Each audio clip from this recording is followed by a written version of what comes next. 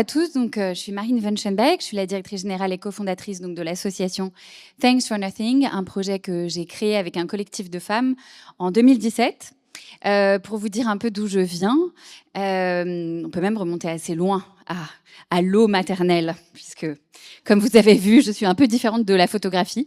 J'ai été élevée par une mère célibataire, trotskiste, communiste révolutionnaire, qui m'a vraiment aidée à comprendre le monde et à analyser le monde d'un point de vue purement politique, ce qui parfois est très fatigant, très angoissant aussi, vous en avez parlé. C'est pas l'hydrostress, mais le communiste stress, donc dans lequel j'ai grandi. Et j'en ai gardé non pas un engagement politique, parce que c'était un tout autre débat, mais un engagement associatif très fort, qui est que dès mes 15 ans, j'ai fait une petite crise en allant dans les suppôts du capitalisme acheter des vêtements de fast fashion chez H&M et chez Zara, en disant à ma mère quand même fous-moi la paix.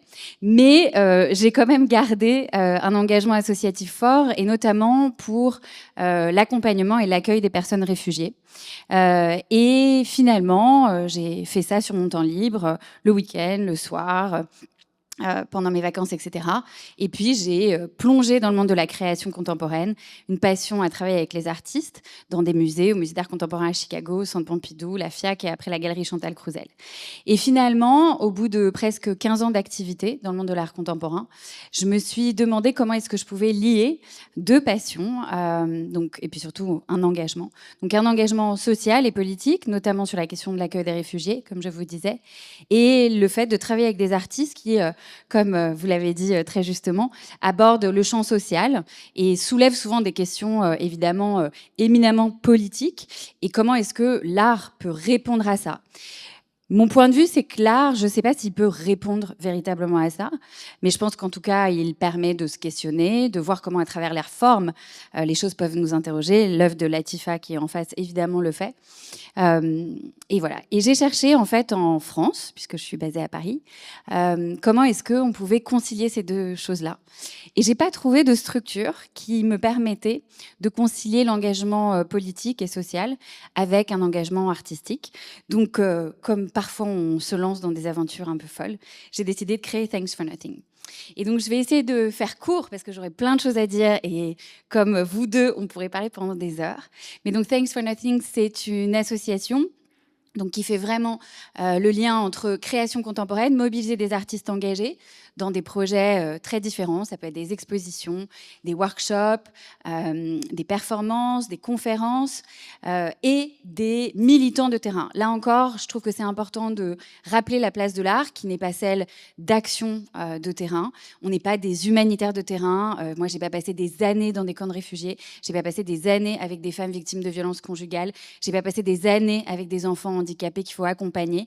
Donc, je veux absolument qu'on garde notre place dans le monde de l'art, qui est celle de créer des liens, mais pas de substituer à la voix des personnes sachantes. Et clairement, vous avez été une bonne démonstration de la connaissance pratique qu'on peut aborder. On travaille sur 3 axes, la solidarité et les droits humains, l'accès à l'éducation, la protection de l'environnement. Honnêtement, ça veut dire qu'on peut tout faire. Comme vous le voyez, on peut à peu près rentrer tout le champ social dans ces 3 catégories. Et alors, ça tombe très bien que cette première photo illustre notre propos, puisque, en l'occurrence, il s'agit effectivement d'une œuvre présentée l'année dernière dans une exposition sur les pratiques artistiques engagées en Amérique latine. C'est une œuvre d'une artiste qui s'appelle Regina Galindo. Ça s'appelle Ríos de Gente, qui est clairement un fleuve de personnes. Et donc ça, c'est une pièce qui a été créée. C'est une performance artistique ou un activisme performatif, si on veut. Et donc, c'est une performance qui a été créée pour militer pour la libération d'un militant écologiste qui avait été arrêté pour empêcher la destruction d'un barrage hydraulique. Et l'artiste, en fait, a mobilisé toute la région et toute une communauté qui a créé cette parade avec cette immense toile bleue sous laquelle les enfants allaient, les animaux allaient. Il y a une vidéo absolument magnifique. Et cette action donc artistique, a vraiment mené à la libération et à la mobilisation de grandes ONG internationales qui ont permis la libération de ce militant. Et pour moi, c'est exactement là que se situe l'engagement de Thanks for Nothing, c'est-à-dire de trouver des artistes qui, là encore, ne se substituent pas à la réalité, au combat politique, au combat social mené par des acteurs de terrain, mais qui viennent renforcer la cohésion sociale, la souligner, donner des tribunes d'expression et, in fine, peut-être avoir un débouché politique. Concrètement, ah oui, parce que l'impact, c'est important.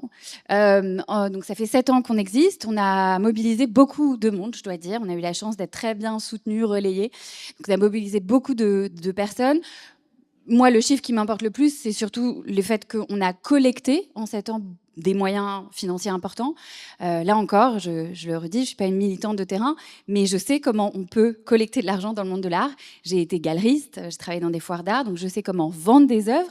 Et pour le coup, ne pas forcément les vendre pour que ça atterrisse au-dessus du canapé d'un collectionneur, ce que je trouve par ailleurs très important, c'est le travail des artistes qu'on soutient, mais comment escaler vendre des œuvres pour soutenir des associations. Et en effet, en 7 ans, on a réussi à collecter plus de 3 millions d'euros qui ont été reversés à des projets. Beaucoup sur la question de l'accueil des réfugiés, mais aussi sur des enjeux environnementaux. Et l'année passée, on avait soutenu une association très dans le thème d'aujourd'hui qui s'appelle Aqua Verde, qui est une association brésilienne qui milite pour la protection évidemment de l'eau et de l'environnement au Brésil. Donc ça fait des fonds concrets qui sont venus abonder à des projets concrets également. Alors Marie en parlait tout à l'heure rapidement, je vais voir où j'en suis. Donc en 2020, on a remporté un très grand appel à projet de la ville de Paris pour construire notre propre centre d'art.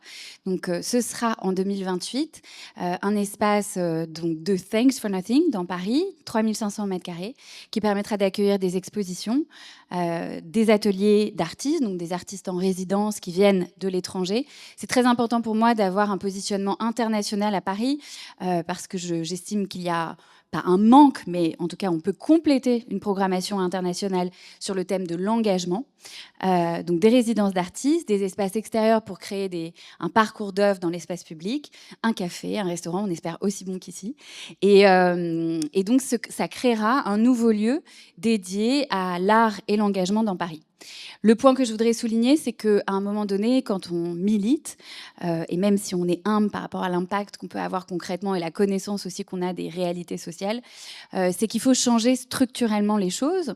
Et donc, dans ce lieu qu'on a pu penser de A à Z, on a décidé de peut-être un petit combat pour la paix. On a la chance d'avoir 3500 m². À un moment donné, si on veut que les projets prennent vie, il faut concrètement donner de la place aux choses.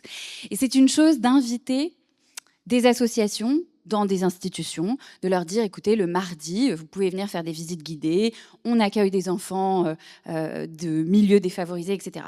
Pour moi, l'invitation, c'est bien, c'est important, ça fait partie de la démocratisation culturelle et c'est nécessaire. Maintenant, est-ce que l'invitation est suffisante? Ma réponse, c'est je pense pas. Et je pense qu'à un moment donné, si on veut travailler efficacement, il faut travailler avec. Et c'est pas la même chose d'être invité chez quelqu'un que de vivre avec quelqu'un, la preuve pour les artistes que vous mentionniez. Et donc, dans ce lieu, moi, j'ai décidé qu'il fallait une place pour l'art, donc il y aura, comme je vous l'ai expliqué, une place pour l'art, mais il y a aussi la moitié des espaces que j'ai confiés à une association bien connue qui s'appelle Emmaüs Solidarité et qui va créer en fait au sein du centre d'art un centre d'hébergement d'urgence pour des femmes et des familles victimes de violences. Et donc c'est un espace très important en fait qui coexistera avec les espaces d'exposition et en l'occurrence j'ai forcé un promoteur qui n'avait pas du tout envie de faire ça évidemment à créer un espace de dialogue entre les résidences d'artistes et ce centre d'hébergement d'urgence. Donc concrètement, les artistes et les familles navigueront ensemble dans un espace architectural commun. Et à un moment donné, c'est pas pour reprendre les campagnes de Anne Hidalgo, mais les communs sont importants et la création d'un espace commun est importante. Et donc, dans ce lieu, j'espère, comme tu le disais, on a des travaux un peu pharaoniques devant nous, mais j'espère que la coexistence produira quelque chose de nouveau parce que pour l'instant, les institutions culturelles, et c'est encore une fois très bien, ont plutôt fonctionné par invitation et pas par intégration. Et là, l'idée, c'est que la gouvernance de ce lieu, donc qui s'appelle la collective, et c'est évidemment pas pour rien, sera une gouvernance collective.